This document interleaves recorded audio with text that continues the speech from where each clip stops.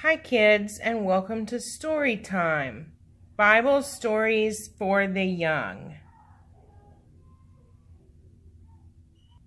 Today's story is Creation. Right at the very beginning of time, God made our world. At first, it had no shape, and there was water everywhere, and it was very, very dark. So God said, "Let there be light," and immediately huge patches of light appeared.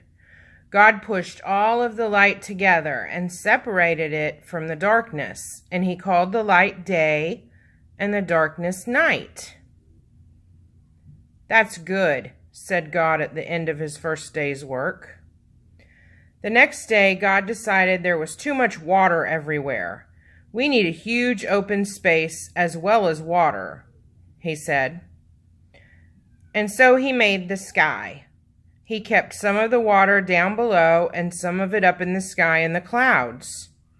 "That was a good idea," said God at the end of his second day's work. The next day, God looked at all the water down below and said, "I think all this water needs to be gathered together." At once the water poured and gushed and swirled into one place, and dry ground began to appear. "Ah," said God, "I'll call the watery place sea, and I'll call the dry ground land. Now I'll cover the land with all sorts of flowers and plants and trees." No sooner had he said it than flowers and plants and trees began to spring up everywhere. "Don't they look beautiful?" said God at the end of his third day's work.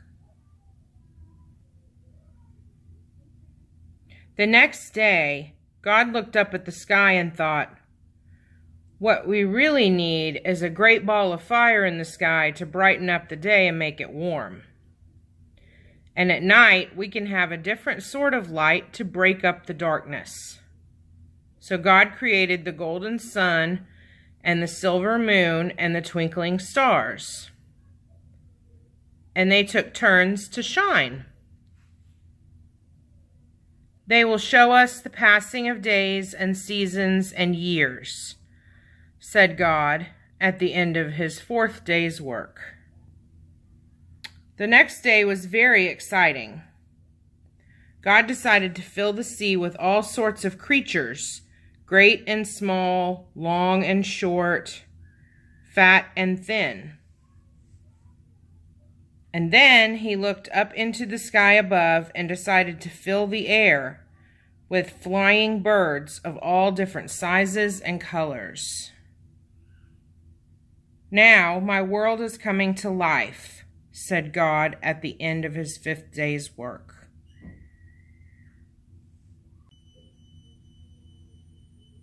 The next day, God looked at the land and decided to fill it with creatures that could walk and run and climb and slide.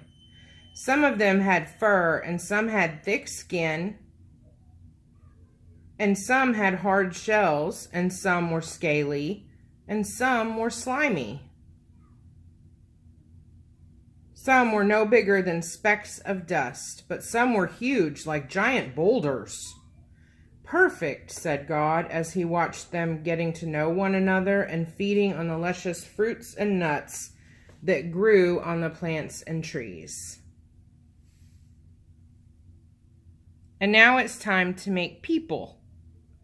They will be just like me.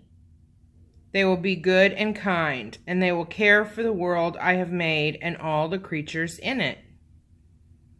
So God made man and woman. He put them in charge of his world and told them to fill it with their children. "What a wonderful world this will be," said God at the end of his sixth day's work.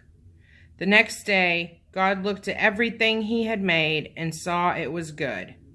"Today will be a day of rest," he said. "My work is done."